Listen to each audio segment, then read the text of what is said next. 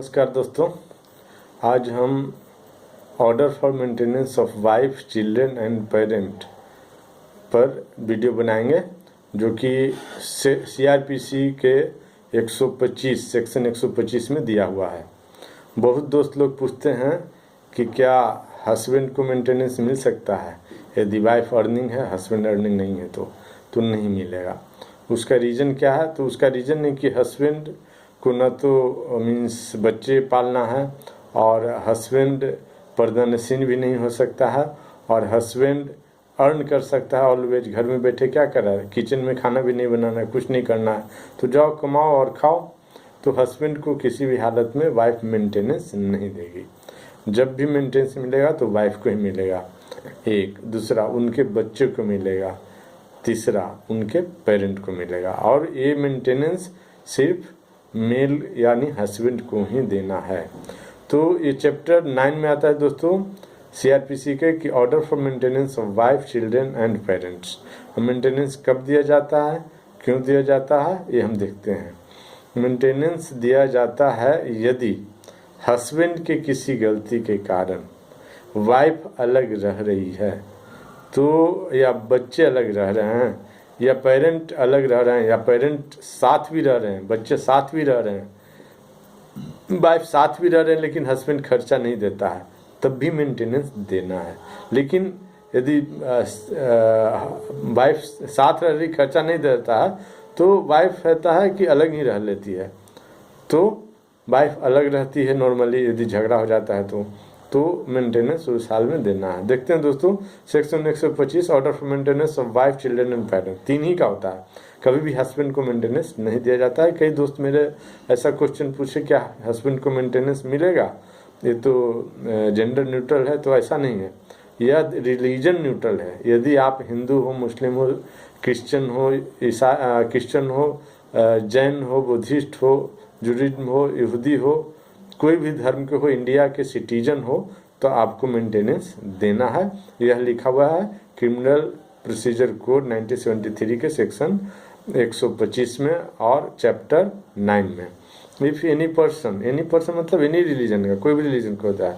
Hindu law सिर्फ हिंदू पर लागू होता है, मुस्लिम लॉ सिर्फ मुस्लिम पर लागू होता है, लेकिन सीआरपीसी सभी पे लागू होता है। यूनिफॉर्म क्रिमिनल कोड इंडिया में लागू है। यूनिफॉर्म सिविल कोड इंडिया में लागू होने वाला है, यदि गवर्नमेंट चाहे तो। गोवा में ऑलरेडी लागू है।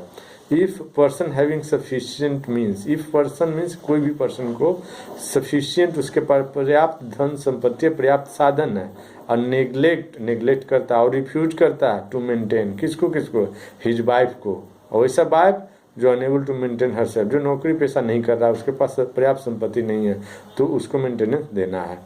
हिज लेजिटिमेट और इलेजिटिमेट माइनर चाइल्ड, चाहे वैध संतान हो या अवैध संतान हो, जायज संतान हो नाजायज संतान हो, उसको मेंटेन करना है, वेदर मैरिड हो और नहीं मैरिड हो।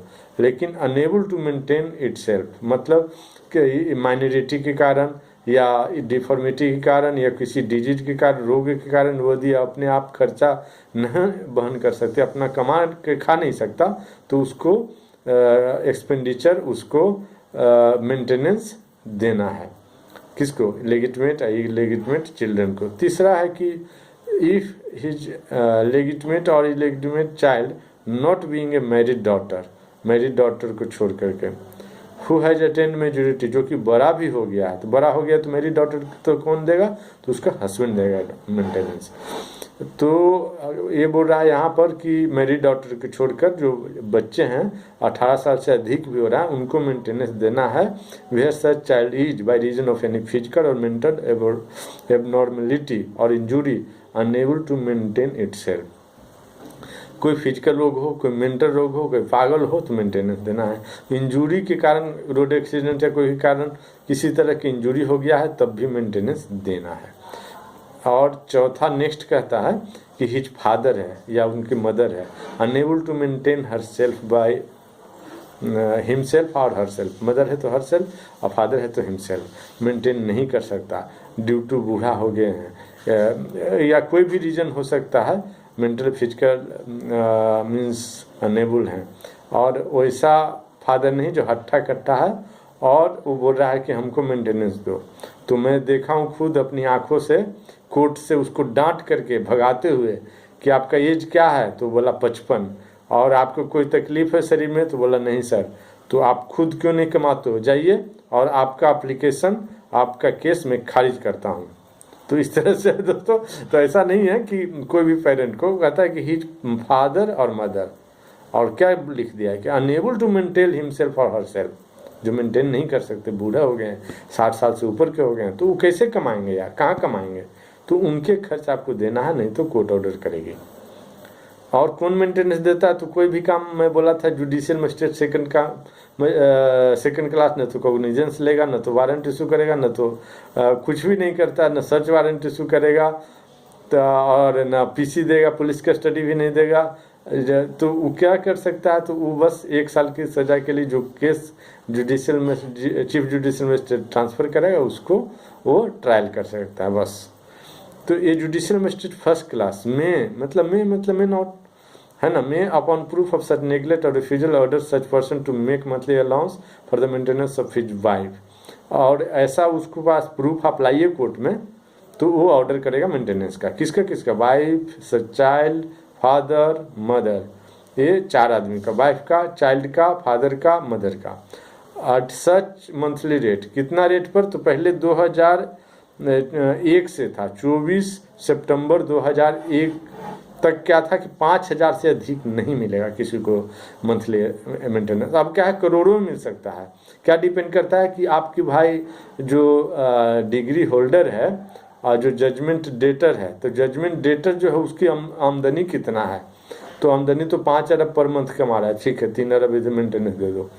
और जो इसको डिग्री होल्डर है उसके आवश्यकता कितना है, तो 5 बड़े बड़े बच्चे हैं, सब इंजीनियरिंग कॉलेज में, मेडिकल कॉलेज में पढ़ाई कर रहे हैं, तो ज़्यादा मिलेगा। और सिर्फ वाइफ है और कोई नहीं है, सिर्फ इसको खाना है बस, ये वो, तो उसको ठीक है 50-60 हज़ार काफ़ी है मैक्सिमम। यदि सिटी में रह रहा है, गांव में रह रहा है, तो ठीक है 5,000 दे दो, ठीक है, इतना ही। ऐसे मेंटेनेंस उसका सारे कुछ देखते हुए, स्टेटस दोनों का देखते हुए डिसाइड करेगा कोर्ट। तो कितना देगा, तो अब कोई लिमिटेशन नहीं है, एज पर सिचुएशन कितना भी दे सकता है। कब के बाद लिमिटेशन हट गया, 24 सितंबर 2001 के बाद अमेंडमेंट द्वारा लिमिटेशन हटा दिया गया। उसके बाद है next, provided that magistrate may order the father of a minor female child to make such allowance until she attains majority. Minor female child है, तो वो जब तक कि वो मेजोरिटी अटेंड नहीं कर लेता है, तब तक if the magistrate certified that husband of minor child female if she is married is not possessed of sufficient means। यदि कोई लड़की है और माइनर है, वो शादीशुदा है, तो उसका हस्बैंड के पास पर्याप्त धन नहीं है, तो यहीं से मेंटेनेंस देगा, उसके फादर मेंटेन करेंगे जब तक कि वो 18 साल की हो न जाए लड़के, और 18 साल की हो जाएगी, ससुराल चले जाएगी, तो उसके हस्बैंड फिर देगा। Next, provided that the magistrate may during the pendency of the proceeding regarding the monthly allowance for the maintenance under subsection order such person to make monthly allowance for the interim maintenance of his wife, child, father, mother at the expenses of such proceeding which the magistrate order reasonable to pay the same to such person as the magistrate may from time to time direct। कहता interim maintenance भी देगा, interim order देगा कि interim maintenance के लिए, अग्रिम order आदेश देगा अग्रिम मेंटेनेंस अलाउंस देने के लिए। क्यों? क्योंकि केस साल भर चलेगा, तो साल भर वो भूखा रहेगा, साल भर खाएगा नहीं तो मर ही जाएगा, साल भर भूखा रहेगा तो उसकी डेथ हो जाएगी। तो क्या है कि मेंटेनेंस केस तो चलता रहेगा हुजूर, तो मेंटेनेंस इंटरिम ऑर्डर कर जाए तो ठीक है, आप तब तक क्या करो कि 40,000 रुपया पर मंथ देते रहो जब तक कि केस डिसाइड ना हो जाए, ऑर्डर ना हो जाए फाइनल कि कितना मंथली अलाउंस देना है। आप भी सारे प्रूफ दो, आप भी सारे डॉक्यूमेंट दो, कितना आपकी आमदनी आप देंगे, कितना इनकी रिक्वायरमेंट है ये देंगे। उसके बाद next, provided that an application for the monthly allowance for the interim maintenance and expenses proceeding under second proviso shall so far as possible be disposed of within 60 days from the date of the service of notice of the application of such person। कहता है कि application डाला गया monthly allowance का, तो उसको 60 entry monthly allowance के लिए एप्लीकेशन डाला गया है, तो 60 दिन के अंदर उसको डिसाइड कर देना है। जज है जो 60 दिन के अंदर उसको डिसाइड कर देगा एप्लीकेशन को, और मंथली अलाउंस के लिए, इंट्री मंथली अलाउंस के लिए ऑर्डर कर देगा। नेक्स्ट कहता है दोस्तों सबसेक्शन 2 में, सेक्शन कितना 125, subsection 2, any such allowance for the maintenance of or interim maintenance and the expenses of proceeding shall be payable from date of order.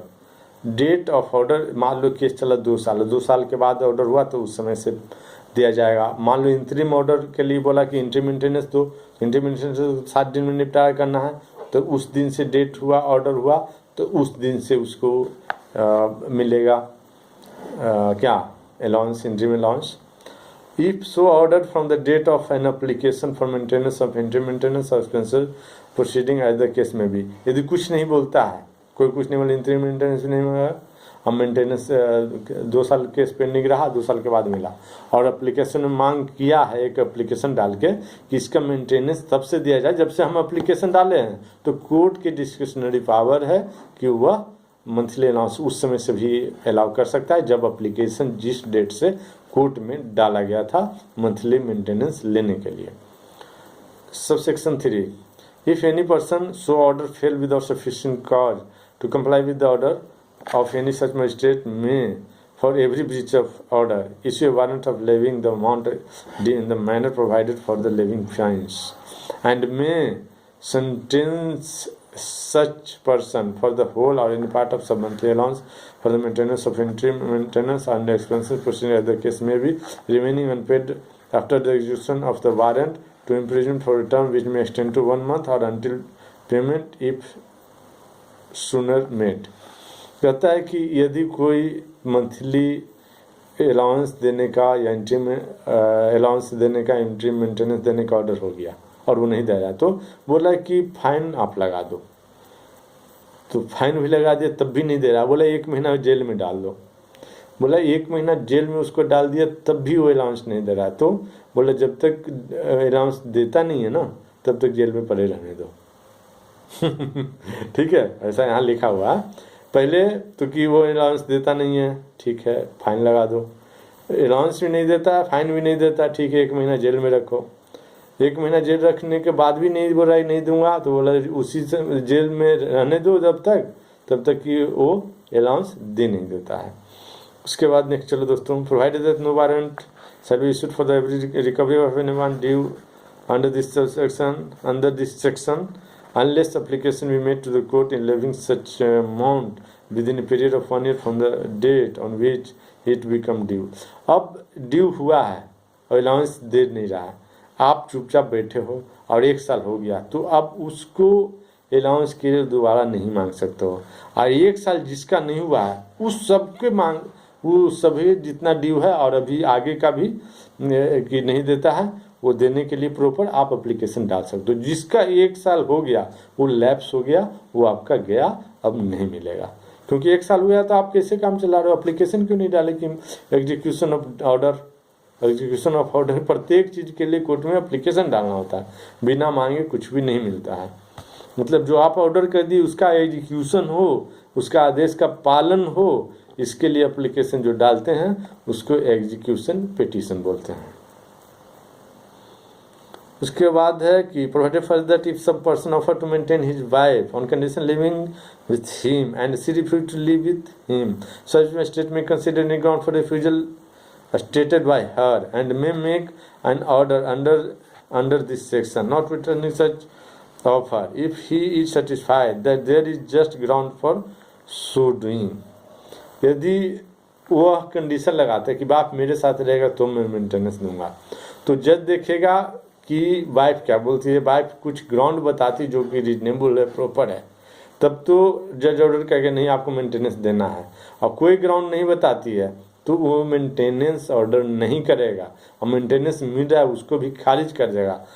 और क्या क्या ग्राउंड हो सकता है कि वाइफ साथ न रहे, तो husband has contracted marriage with another woman, keep a mistress, दूसरे वुमेन के साथ कॉन्ट्रैक्ट मैरिज कर लिया है, या कोई एक अवैध तरीके से लड़की रख रहा है, it's consider to be just ground for wife refuse to live with him, ये ग्राउंड हो सकता है। तो ऐसी स्थिति में हस्बैंड दूसरे औरत के साथ रह रहा है तो मेंटेनेंस यहाँ देगा। और बिना कोई रीजन का restoration of conjugal right section 9 restore नहीं होता है तो वह मेंटेनेंस नहीं देगा। बिना कोई रीजन का वाइफ अलग रह रही तो मेंटेनेंस नहीं देगा। यदि म्यूचुअल कंसेंट से अलग रही तब भी मेंटेनेंस देगा। दोनों की मर्जी से अलग रह रहा है तो मेंटेनेंस नहीं देगा। मर्जी से अलग रह रहे हो तो मेंटेनेंस किस बात का, रहो, दोनों अपना कमाओ, अपना खाओ, अपना ऐश करो। No wife shall be entitled to receive an allowance for maintenance or interim maintenance and expenses of proceeding, as the case may, from the husband under this section if she is living in adultery. यदि वह adultery में रह रहा है, adultery में क्या means she had sexual relation with any other person other than her wife, तो उसको adultery बोलते हैं, तो उसको maintenance नहीं मिलेगा। If without any sufficient reason she refused to live with her husband, कोई भी ग्राउंड ही नहीं बता रही है कि हम हस्बैंड के साथ क्यों नहीं रहना चाहते हैं, तो उनको मेंटेनेंस नहीं मिलेगा। If they are living separately by mutual consent, यदि वो म्यूचुअल कंसेंट से अलग रह रहे हैं, म्यूचुअल कंसेंट से अलग रहने का मतलब क्या कि वह दोनों अपने अपने मर्जी से अलग रहे तो अपने अपने कमाओ, अपने अपने अलग रहो, तब भी उनको मेंटेनेंस नहीं मिलेगा। ऐसा वाइफ क्यों है कि आप अलग रह रहे हो, आप खुद अपनी मर्जी से, और हस्बैंड की मर्जी है, हस्बैंड नहीं बोला अब अलग रहना चाहते अलग रहो जाओ यार, लेकिन ये नहीं कि अब हमको पर मंथ 2 लाख करोड़ रुपया देते रहो, तो नहीं मिलेगा maintenance. Sorry, last sub section 5 और सेक्शन 125 CRPC बहुत इंपॉर्टेंट है, याद रखना दोस्तों। On proof that any wife in whose favor an order has been made under this section is living in adultery, ठीक है, एडल्ट्री में रह रही है ऐसा प्रूफ मिल गया है, और without sufficient reason refuse to live with her husband, ऐसा प्रूफ मिल गया है कि कोई से रीजन नहीं है और हस्बैंड के साथ नहीं रह रही है, that they are living separately by mutual consent, ऐसा प्रूफ ला के हस्बैंड ने दिया कि हम लोग म्यूचुअल कंसेंट से अलग रह रहे हैं, the magistrate shall cancel the order, तो मजिस्ट्रेट कौन सा ऑर्डर को कैंसिल करेगा, तो वो ऑर्डर जो 2 करोड़ रुपया पर मंथ मेंटेनेंस देने का ऑर्डर दिया था ना पहले, वो लगा आप 0 दो, देना ही नहीं है।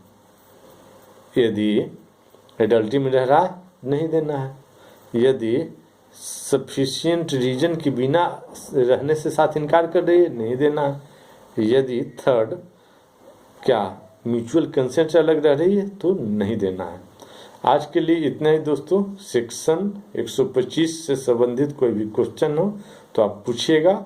यह सभी धर्म सभी रिलीजन के लिए लागू है और पूरे इंडिया में लागू है, इन फोर्स है, आज तक लागू है, आगे भी लागू रहेगा जब तक इसको अमेंड न कर दिया जाए।